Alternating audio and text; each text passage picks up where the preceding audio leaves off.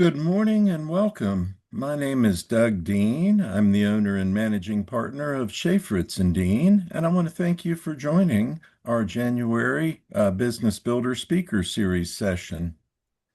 The Business Builder Speaker Series was an idea born out of the COVID days in 2000 when we couldn't get together in person, and we said, let's get together virtually once a month, and we'll bring a speaker with a topic that we think's important and valuable to the real estate agent community that we serve. We host our Business Builder Speaker Series the third Wednesday every month at 10 a.m., where you can learn tips and tricks from industry experts to help you grow your real estate business. We know that you're busy and we appreciate you joining us and sharing your time with us. To make the most of your time, we encourage you to ask questions and participate using the chat box. It's a small group, so if you want to unmute yourself and ask a question in that manner, you may. We also encourage you to stay connected. We've got a list of all the different social media platforms where you can find us. Additionally, our Business Builder Speaker series are recorded and saved to our YouTube channel, and we link to them at the bottom, shafritz-dean.com.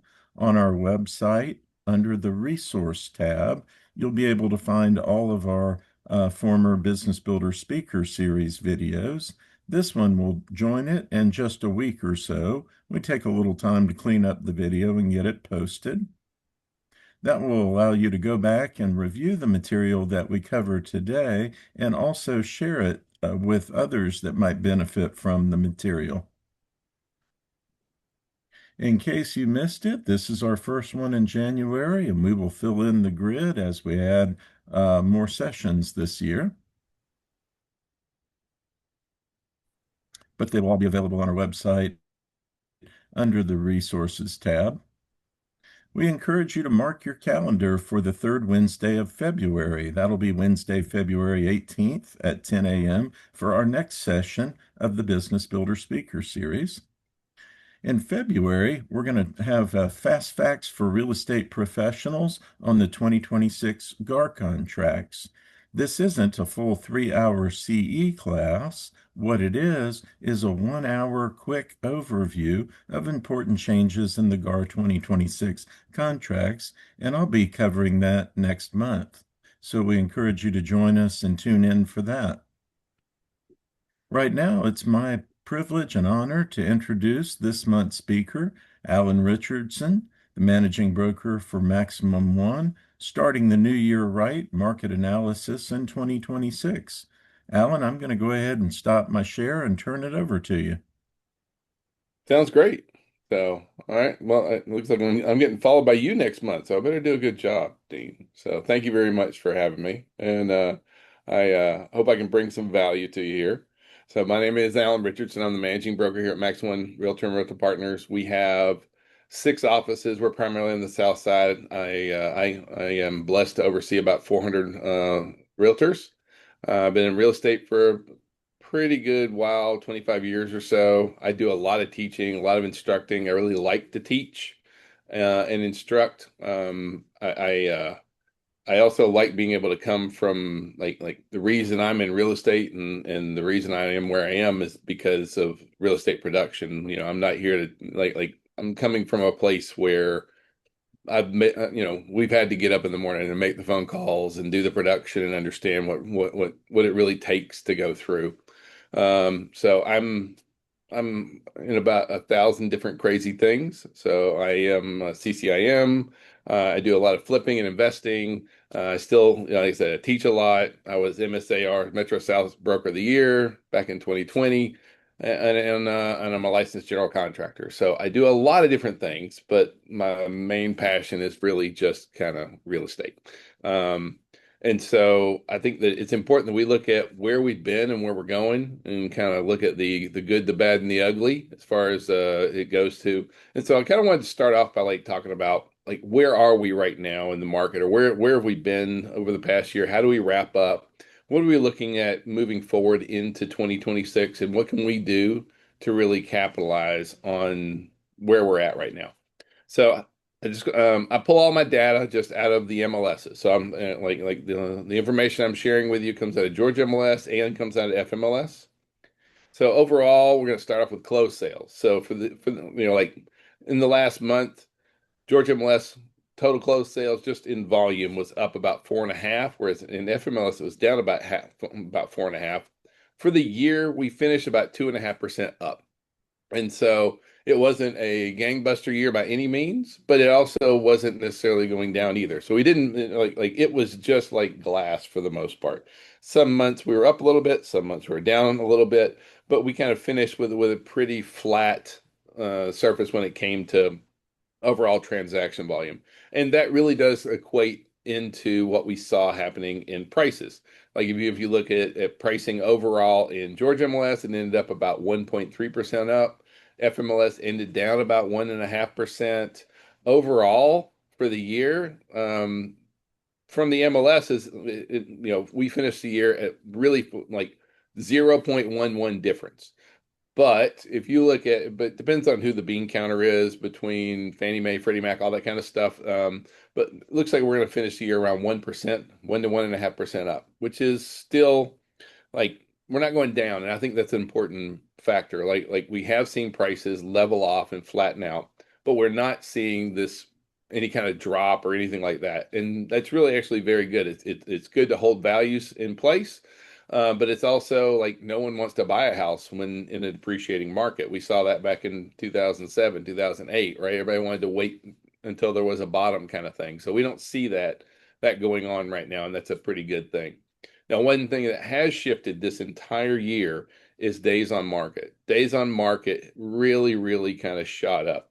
Um, in FMLS, we're showing around 60 days on market. In Georgia MLS, we came in closer to 78. Now they calculate a little bit different, but that's a very important factor for us to make sure that we are equating into our conversations, especially with our sellers.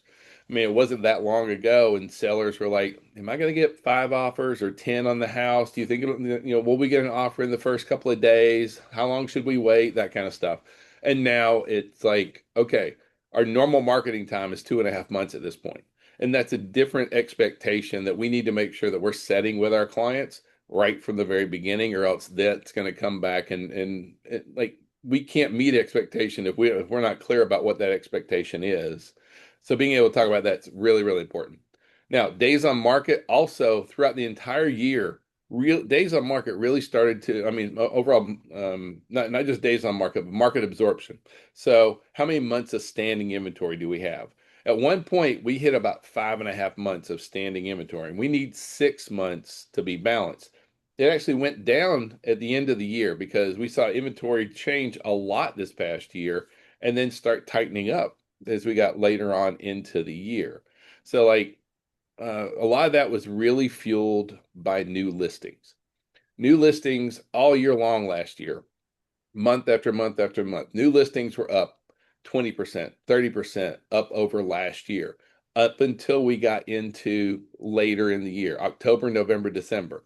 October, November, December, the number of new listings versus this year versus last year started tapering down, down, down. And then in December, we actually had less new listings come on market than we did the prior year. And that's the only month this past year where we saw new listings under last year. And that's not really a good sign for us. We need more listings. Now, overall, like that really helped us move in because we saw some changes in interest rates, and I'll get there in a minute. We saw pending sales jump up. But what we've really seen is that overall total inventory, because and largely fueled by the by the new listings, but total inventory, we ended up total inventory in Georgia MLS was around 11.5% over last year. In FMLS, 11%. If you looked at our total inventory as it ranked out throughout the entire year, in March of last year, we had 35%, a third more listings on the market than we did the prior year. And that's kind of why we saw prices kind of flattening off this past year. It really does equate into supply versus demand. But we went from having 30% more inventory in the early in the year down to having 11% in inventory over the prior year. Now, if you look back at where we are, say pre-COVID, we are just now, like this year is the first time in since COVID that we've actually had more homes on the market than we had back pre-COVID. I mean, we've been in an undersupplied market for a very long time. So even though we've ended up at 11% up over the prior year, we are just now sitting at 6% more homes on the market than we had back in 2019, where we were pre-COVID. So we are seeing inventory improve, and we're really glad to see inventory improve. What we're not seeing is just massive moves in inventory. As a matter of fact, we're seeing inventory tighten up right now, a little bit more than I kind of hope. We're moving in. We're not moving. We're in our spring buying season, even though it doesn't show it on paper. But with us moving into that, we need more inventory. I know if you looked at where we were in 2000, 22, 23, that kind of stuff, everybody I knew was like, we need more houses, we need more houses. So I'm glad to see more inventory, but we do need more inventory. Now, one place that I do feel is um, a really good opportunity for the real estate community right now, and that is if you look at the fall and the number of homes that got delisted in the fall was staggering. Um, in the fall of this year, 27% of listings got delisted. They were taken out of the inventory, and only about 1 out of 5 went back onto the market. So we're talking about 80% of those homes that got taken out of the market in the fall did not get relisted. Now is a very good time to be reaching out and engaging and trying to reach out to those sellers. I know for a lot of our sellers, they are kind of some folks have felt very discouraged about being a seller. you know, if you look at for the year, the average sale price versus list price, the average list price was or sale price was 8% less than what the list price was. Just overall, I know we had a lot of folks who still sold above asking, but that overall as an average for our entire state, the average home sold for 8% less than it listed. And so just kind of knowing into going into that, we know that we're moving into a much more balanced market. Now, that balanced market is highly segregated by location, location, location. That still matters, right? Because, you know, what, $700,000 is a starting home in Alpharetta, $700,000 in Griffin, you're living large. So, like, location really does matter on that kind of stuff. So if you look back, that's kind of where we've been going, but then you got to look at, okay, where are we really heading now?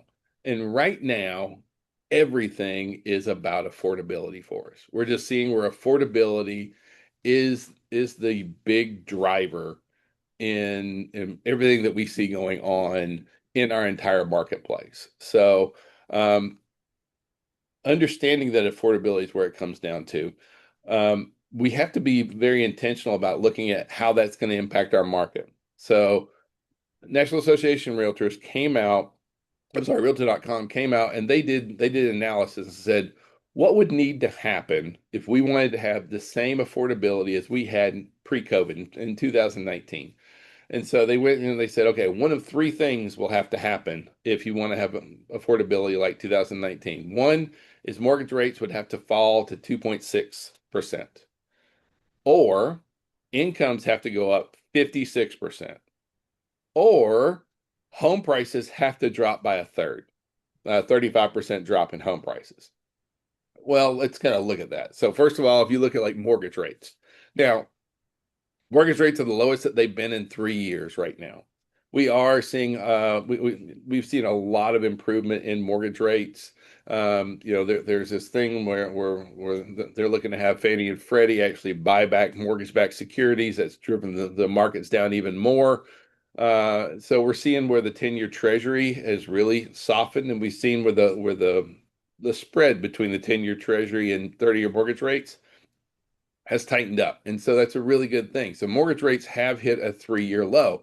Right now, we see where mortgage rates are coming in right at around 6, 5.9, 6 and a tenth, that kind of stuff for conventional. We're seeing where government loans, the govies are coming in at, FHAs and VAs are coming in 5.5, 5.6. We saw one come in at 5.25 this past week. So we're seeing where FHAs and VAs are coming in about a third to half a point lower than we're seeing where conventional loans. And so I know that it may seem like, oh, 5.5% is not a big deal, but it's actually a really good rate when you start looking at 5.5%. Um, if you look at where mortgage rates went, I mean, I think we all remember when interest rates were at 2.5, 3%, and then they went to 5 and everybody lost their freaking mind, right? It was like, oh my God, 5%, who's going to buy a house? This is ridiculous. And then they went to 6, and then they went to 7, and then they went to 8, and everyone in real estate lost their minds, and like no one's ever going to buy a house again, and like the sky is falling, dogs and cats are living together. I mean, it was just pandemonium, right? Everyone was just nuts. But that's not real, right? I mean, if you look at where interest rates have been over historically, right? I mean, yeah, 8% is high. I get it. But now with us moving back under sixes, that's a pretty important place for us to be. And it does improve affordability. Um, the other thing that's going on that's a very positive is we are seeing very stable wage growth. Now, we're not going to see 50% wage growth jump, but we are seeing a pretty solid 3% a year. But in addition to that is the difference between, because we've also seen inflation kind of coming down. Now nobody's happy with inflation. We all look back at how much we used to pay for eggs and versus it now. But you have to look at inflation on an annualized basis, how that really works. Prices never go all the way down, but we are seeing where our inflation rates are coming much better than they were. And so when you tie in wages with where inflation is, we're seeing about a 3% improvement overall year over year. And so for the average consumer, purchasing power is up about 56, 57% over last year. So we're seeing where we're not at 3% mortgage rates, and we're not going to see a 50% jump in payroll. Home values, we're not going to see a 35% drop. Like I said, for the state of Georgia, we see like it came in at like 1.3% property value appreciation for the last year. And that's also another one that we have to make sure that we're speaking to our sellers about, because a lot of our sellers really do kind of feel like we saw 50% value appreciation over the last 5 years. And when you have 50% value appreciation, your sellers start to expect that every year my home goes up by about 10% a year. And that's not realistic. That, like if you look at real estate historically for the last 50, 60, 70 years, property values appreciate at 4.5% a year, 4.4, if you want to know the exact number, 4.4% value appreciation. That is normal. That is standard. But that's one of those where it's not about timing the market. It's about time in the market. You have a house, like 4.5% a year doesn't seem that much, but then you hold it for 10 years. That 4 times 10. Now you got 40% value appreciation. For 20 years, you got 80% value appreciation. So, and then at the whole time you're paying off your mortgages and for savings that way. So that's where the real game changer comes. So we're not going to see this big drop in value appreciation, but we are seeing where prices are really, really steady, very stable appreciation is kind of what we're looking at moving forward into the year. Now, there's some other factors that we have to kind of take into account, especially when we're talking about affordability. First of all, like if you look at where does Georgia rank as far as the top metros with the best value for the money. And so Georgia comes in at, if you just look at median list price per square foot, we come in at number 3 in the nation. Now, if you've lived in the Atlanta area your whole life, you will not be like, oh well, we're the most affordable place. And I get that. But if you compare us to like a lot of other places around the US, our affordability rating really is very, very good. You get a lot of house for your value here in Georgia. One of the really time sensitive things about what's going on right now is that January is the least expensive month to buy a home. If you just compare median price per square foot by month, January comes in at the lowest price per square foot for buyers. The average buyer, on average, saves $23,000 on a 1,500 square foot home every year. There's less competition. You end up not getting into as many multiple scenarios, multiple offer scenarios, that kind of stuff, and then sellers tend to be more encouraged to negotiate. So we see where January is a really good time to improve. One of the things that's going on right now is that we are still selling houses like it's 1995, right? Um, like in 1995, we sold almost 4 million houses in the US. This year, we're going to sell right around 4 million houses. Now, the difference is in 1990, between 1995 and now, we have 70 million more people. So there is a lot of pent-up demand out there in our marketplace with what's going on. I know that the affordability factors are definitely weighing in on us, but like we're seeing such positive trends moving from that. So buyer demand is moving in the right direction. If you look at the mortgage purchase index, all your lenders are paying attention to the mortgage purchase index. The mortgage purchase index demand is going, I mean, much higher. It's been 15 to 20% up over last year for the last month and a half. So we're seeing where buyer demand really is increasing right now. Overall, if you look at the housing affordability forecast, NAR puts this out, and we are seeing where the trend is moving in the right direction on affordability. So I know that we're not going to get to 3% interest rates, right? That was artificial during the time. It's not something that's going to happen now. We aren't going to see a 50% jump in interest rates, and we're not going to see property values drop by a third. But what we are going to see is an improvement in all of them, right? So we're going to see where we're going to get some relief on the mortgage side. And by the way, I think that we're looking at it kind of being a very subtle, soft kind of. Don't expect big moves in the mortgage rate realm. I think we're going to be in this 5.5 to 6% range. Some, like low sixes to mid fives is kind of where I see us being throughout the year. The prediction is for it to get a little bit lower, but and that's better than it has been. We're seeing incomes rise, and that's a very positive thing. We're seeing home values really holding very, very flat. If you look at last year and even the projections for this year, we're looking at like another 1%, 1.5% value appreciation over the year. So, like, not one of those things is going to carry us, but a combination of those things is going to help us with a lot of improvement in what we're doing going into next year. Or I'm sorry, into this year. Sorry, I'm sitting. It's like I don't know what day it is, but now we're in 2026, and the real question is it going to be our best year or our worst year? And I think that it's very important that we be very conscious about looking at that way. Is this the best year or is this going to be the worst year? Because you have to decide, right? There's a ton of people out there that are waiting on the market to improve. They're just sitting there twiddling their thumbs, maybe when the market improves, maybe when this gets done, oh, if only the market would come around. If only we had some improvement there. And then we have other folks, and they're waiting for interest rates to go back to threes. They're waiting for the interest rates to move, or they're waiting for home prices to drop. Like everybody's waiting on the market, and the challenge is that when you leave your business to the market, then the market gets to decide how your business is, and like that's not been our recipe for success in the industry. For us, like if I left my business up to the market, it would have put me out of business multiple times.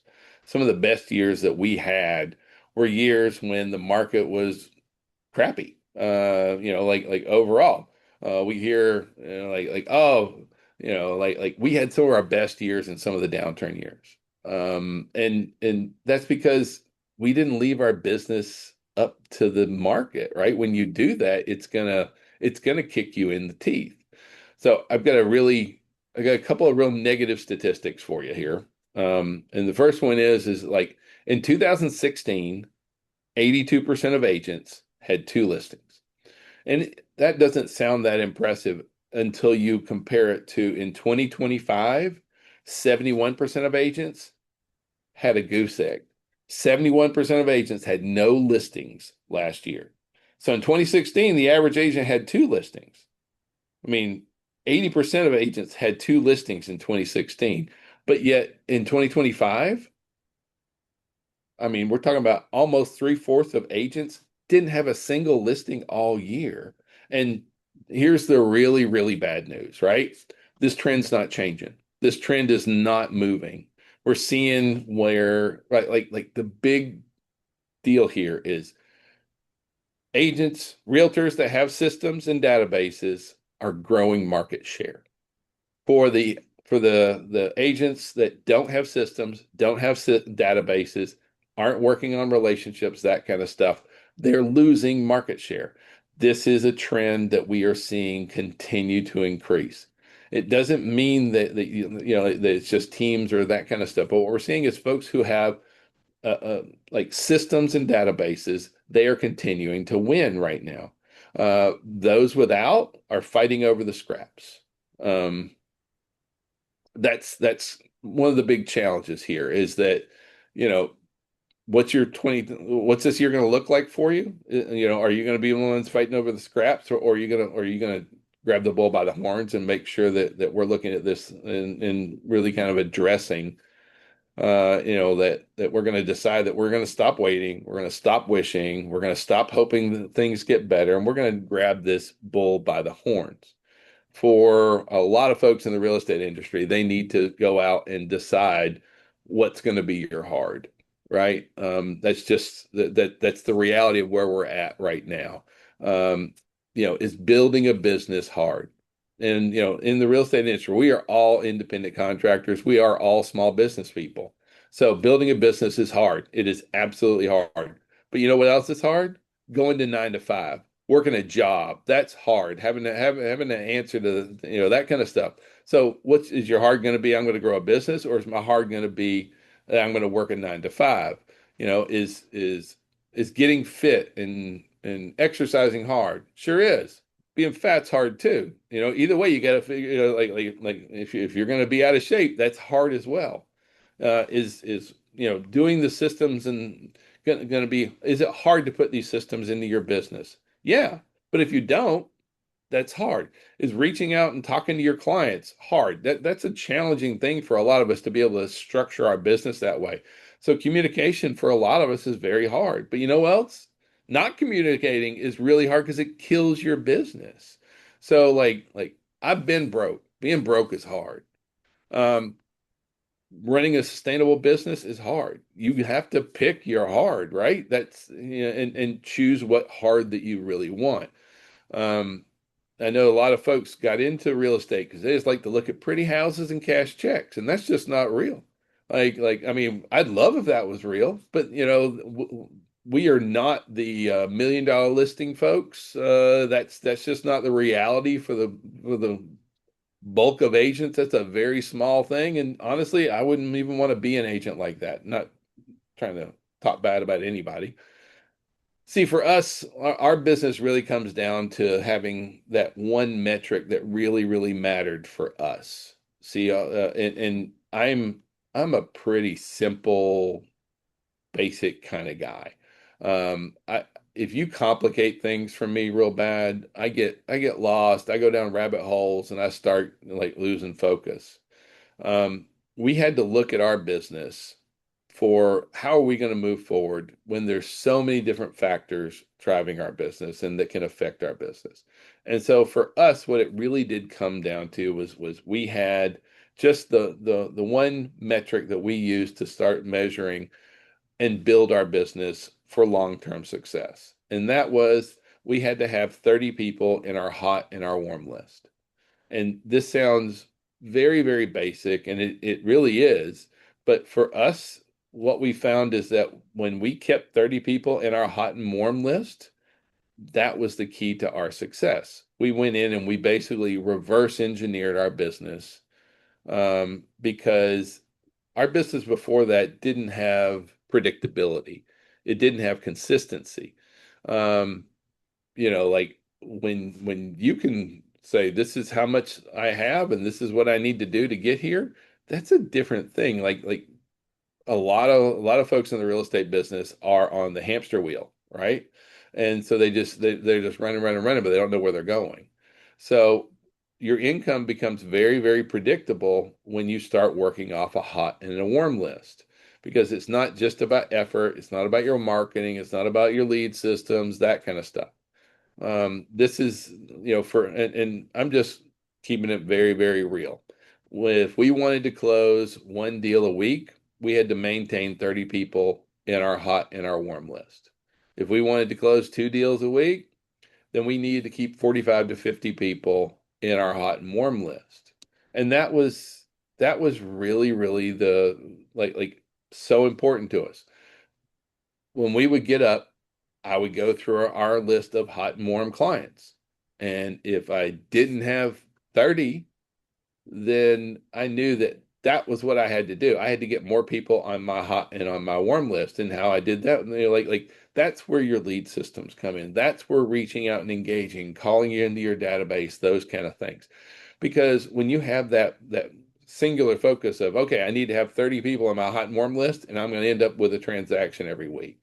And that became a much easier way to manage our entire business, was just working off that very simple, basic premise that if I can keep 30 people on my hot and my warm list and engage with those people on a regular basis, I end up getting a lot of transactions, right? Because real estate is like, I'm not a great salesman and I don't want to be a great salesman. I'm really good at relationships, and the vast majority of realtors are relationship driven. In our industry, 80% of agents get their business from people they know, people that know them, and people they're trying to do business with. That's really the big three. That's the one that really, I mean, that's what really matters. People you know, people that know you, and the people you're trying to do business with. And when you focus on that, and that becomes your singular focus, it becomes much more easy to kind of structure and set your business up.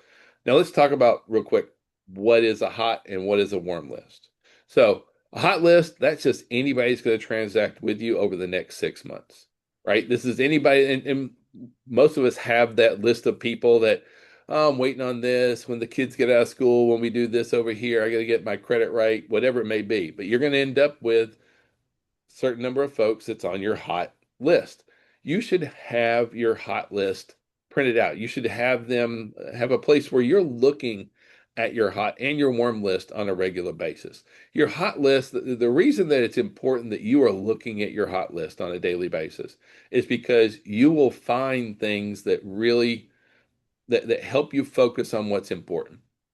If I focus on, oh, my business stinks, or this over here is terrible, or I don't have any of this. And now I'm focusing on all these different things.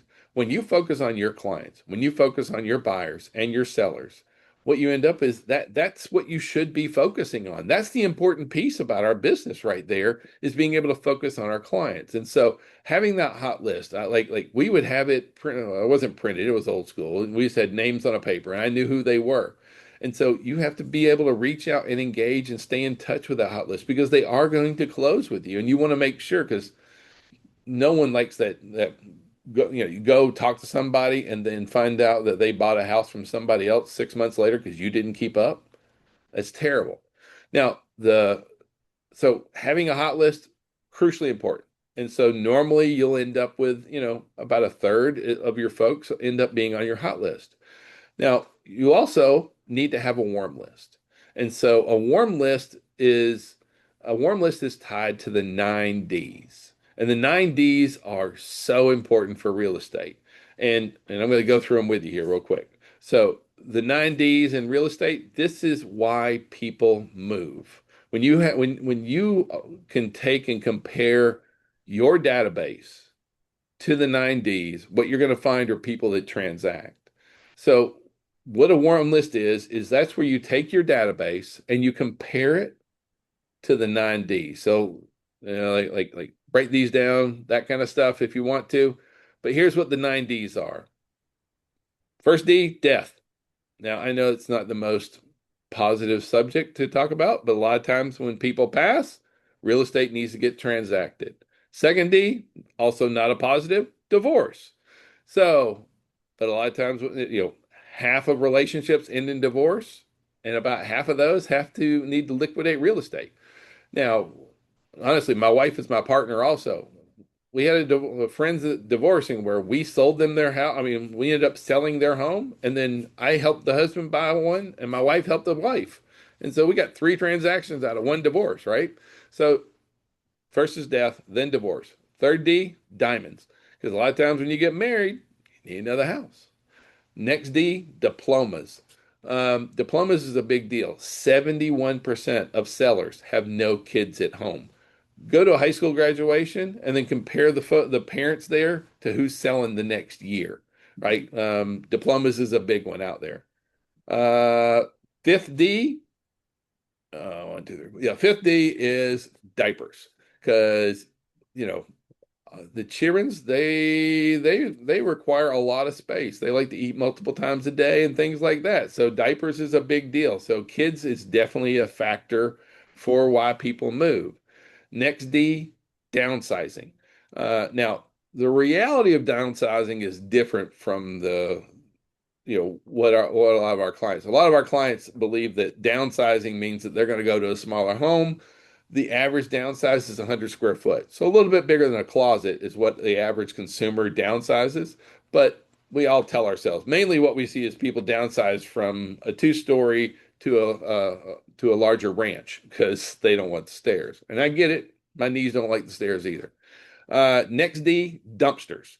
Like if you see a dumpster in a driveway, that house is going to be coming on the market here pretty soon. So whether it's buy and hold, fix and flips, or just a homeowner getting their house ready, dumpsters means transactions.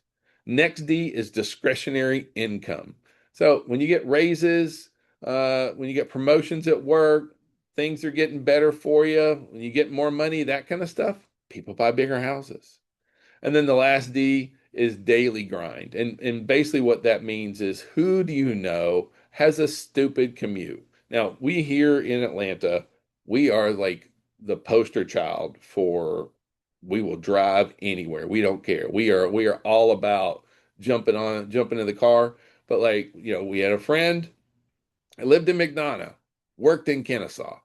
Yeah, that crap was not going to last long until we helped them sell a house here and buy a house in Kennesaw, right? So, where you want to get your warm list is take your database. The average realtor's database is between 250 and 500 people. You take that database that you have, and it's not realistic that you're going to be able to reach out to all 500 people or 400 people that you have in your database. But you go out and like what we recommend for our folks is you take your database and print it out. And then you just go down and you check off on your database everyone that's got the 9Ds. The more people that have the 9Ds, those are more people. And then you start reaching out and engaging with them.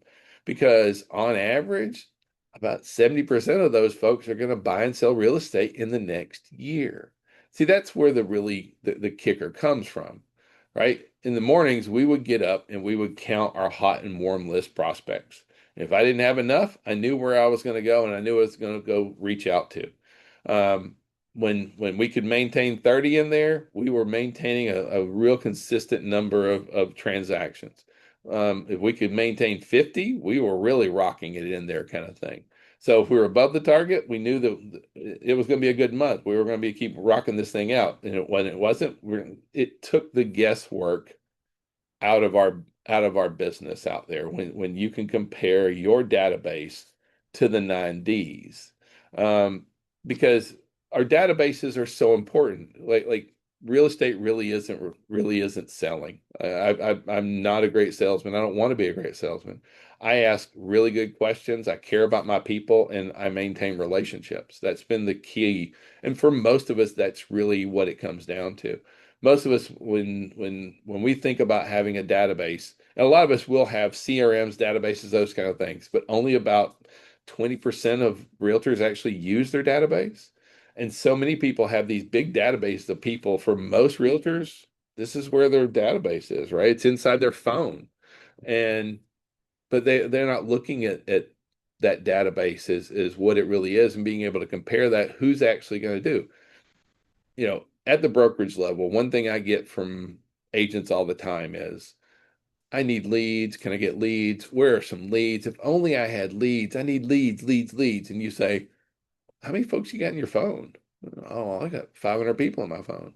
Then what do you need leads for? Right? Because if you're just reaching out and engaging, comparing these people and building relationships, that's where your real business is going to come down to.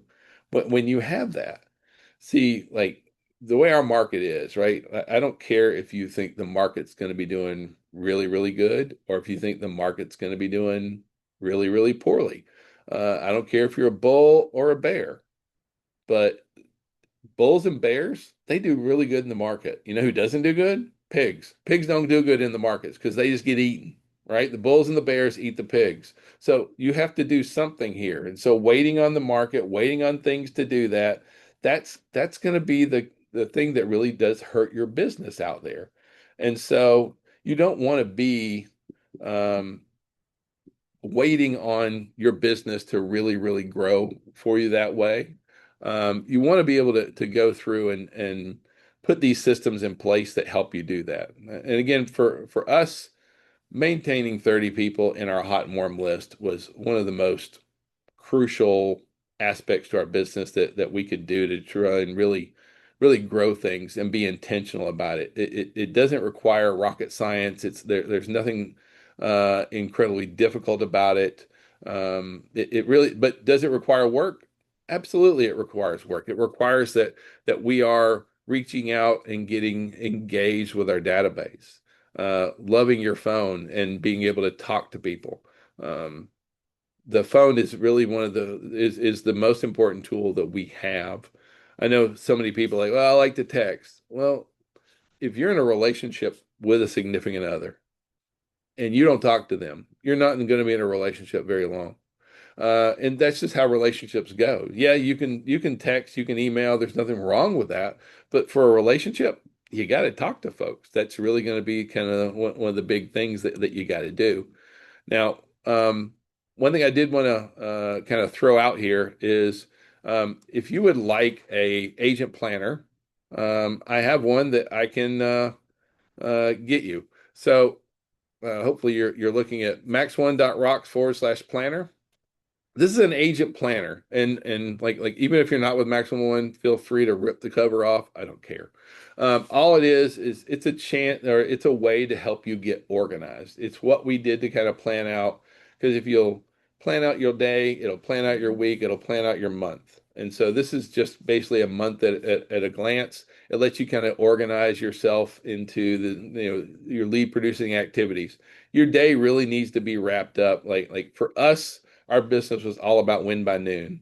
You need to spend an hour or so a day prospecting, reaching out into your hot and your warm list. You need to spend about an hour a day going through the nuts and bolts and doing the admin part of real estate. And you need to spend about an hour a day marketing yourself. And then the rest of your day, that's when you set up your appointments. That's when you go to the new construction. That's when you set up your buyer appointments, your showings, inspections, those kind of things. But if you'll work on guarding your day every day, and that's really what the how we use the planner, and that's kind of Doug was like, "You got any gifts? You got anything we can give them?" So I'm like, "All right, Dean. All right, Doug. I got you here, buddy. I'll throw this in." So uh, Dean required that I step up to the plate. So this is my gift to you, and you're welcome to use it. Like I said, I don't, you feel free to rip the cover off. Doesn't bother me at all on that kind of thing. But that is kind of my take, my feelings, all that kind of stuff on what's going on here. So I just kind of, Doug, did you want to hit me Alan, up with anything? Does anybody got any questions? Is I, there? I've got a few questions. Hey, Mike. How you doing, Alan? Good, man. Good, very good. Well, especially in my mind, I missed that third D. What was that third D? Michael, Third I went D. ahead and took notes, and I thought, yeah, I put them I all thought in I the saw chat Doug window. zip it in there, kind of thing, which I really appreciate because I diplomas. No, that was number four. Four. Oh, diamonds. Diamonds. Diamonds. Death, divorce, diamonds, diplomas. Yep. Okay, that's the one I missed. Diamonds. Hey, look, thank you very much. I appreciate all of your. I hate to call it. Well, I'm not gonna call it just information. I mean, these are some really good highlights of what real life as a real estate agent is like, and not the fluff of what a lot of people think it is until they Oh yeah. actually experience it. So I really appreciate that, and especially some of the statistics on where we are in the market right now, which is a good perspective for anyone to take as they move into the year and move into this new year and understand exactly where we are right now and maybe develop a plan if you don't already have one on how you go move forward in this market based on that information. So all of that's really, really good stuff. Um, the I never really understood.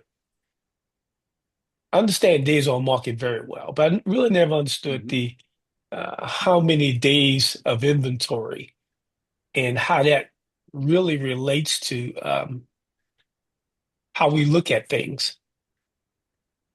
The amount of days of product we have in inventory is great, but if it's not priced well, or if it's not in the right place, or if it's not in the right condition, as you know, most buyers today, if it's not close to perfect, they really don't even Oh want to yeah. buy it.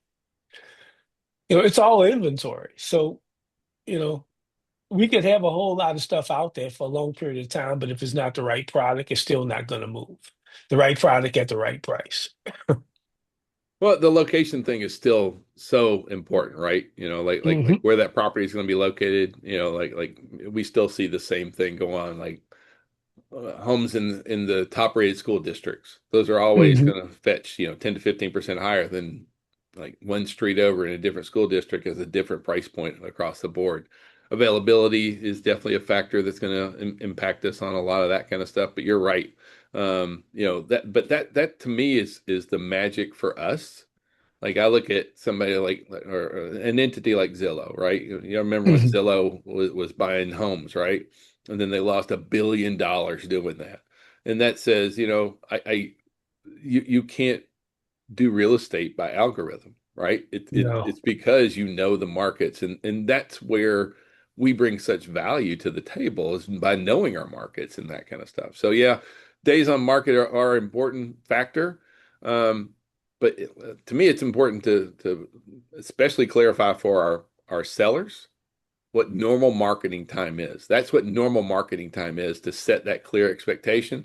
And then also for our buyers to say, you know, you may find a home that's been on the market for a couple of months now. Yeah. Used to It's be everybody leverage. wanted just the new Yeah. stuff, and now we're Yeah. seeing where price, like I said, the average seller is selling at 8% less. So, Yeah.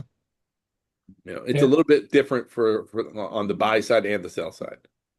Yeah. Yeah. Days on market is leverage on both sides of the Yeah, fence. So that's a great way to put it. Yeah, yeah. So but really, I Alan, appreciate it, man. This is great. I thank you. thank you. one of the things I've found fascinating is that we call 6 months a normal balanced market. And even where we are today, we're still slightly on the low side. I believe it was 5.5 months. Yeah, So we're not even to a 6 month balanced market.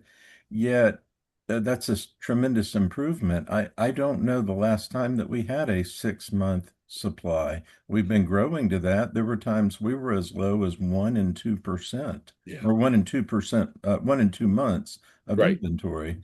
So we've grown to 5.5, but I can't remember the last time we were at or exceeded a 6 month supply.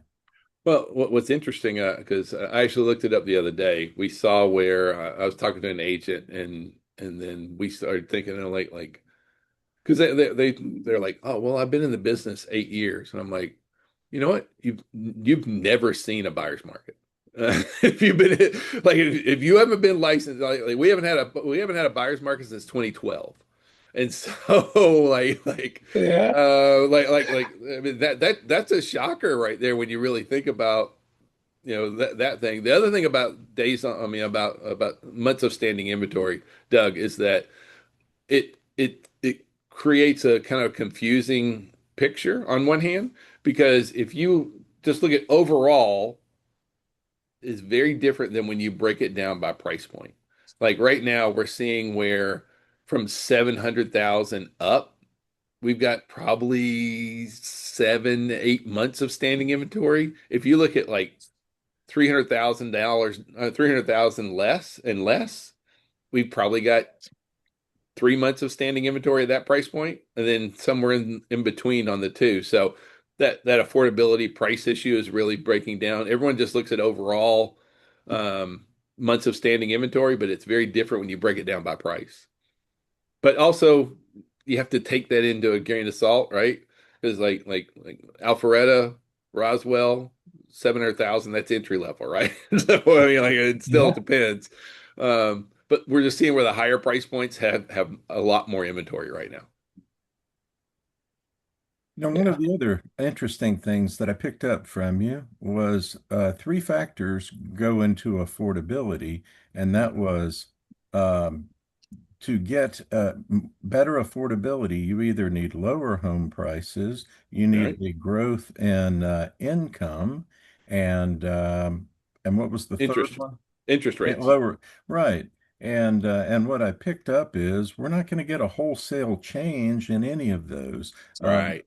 Wages aren't going to go up 50%, and sales prices aren't coming down 30%. But what we are going to see is marginal improvement across all three. So all three of those levers are moving in a positive direction, just not in dramatic amounts. Wage growth is happening at a steady pace. Prices will begin to ease, but not dramatically. Um, and there I go again. What was the third one? And interest rates. Interest We're rates. seeing some easing in interest rates. So all three together are helping to work towards solving the affordability issue. Yeah. And I think that's why I think everyone's predicting, and I think they're right, somewhere in the 10 to 15% more transactions this year than last. And I see that too. I mean, and honestly, for us, I don't. You may not see it yet, Doug, but we track how many transactions that we actually start every week. How many, and then what you see is that normally the first week of January, the business really does start shooting up, and it has for here at the brokerage level. But we see the same thing happen every year. Everybody thinks it's happening in March and April, but the closings in March and April started In last week. January. Yeah, Yeah. yeah, it started in the last 2 weeks. So the activity is already here. If you're going to wait till March, you're missing out because the market's going to pass by you. Yeah. Alan, before we start to wrap it up, any other things that you want to highlight or reinforce, takeaways, and then we will start to draw it to a close. Any Um, thoughts really, you want to leave us on? well, the biggest parting thought really is just like don't everybody and their brother has their hand in our pocket. Everyone is trying to sell us leads or systems and all this other kind of stuff. But if you'll break it down and just keep it down to relationships, people you know, people that know you, and people you're trying to do business with, and just focus on them, your business is going to build itself out of that. So that to me is the biggie right there. Keep 30 people in your hot and warm list, and your business is going to take care of itself. Fantastic. Great advice. Thank you, Alan. Absolutely. And thanks for having me, Doug. I've enjoyed our time together. I appreciate you joining us today. No, Um, as we go, I will encourage you to take the information that Alan has shared and work towards applying it in your business. Look for your hot and warm list. Make sure you've got 30 in the pipeline. Remember the importance of verbal communication, not just text and email, to stay in touch with folks. And remember that the numbers do paint an encouraging sign. So wish you all the best in your 2026 real estate. And thanks for joining us today. We will see you again out in the world and at the closing table.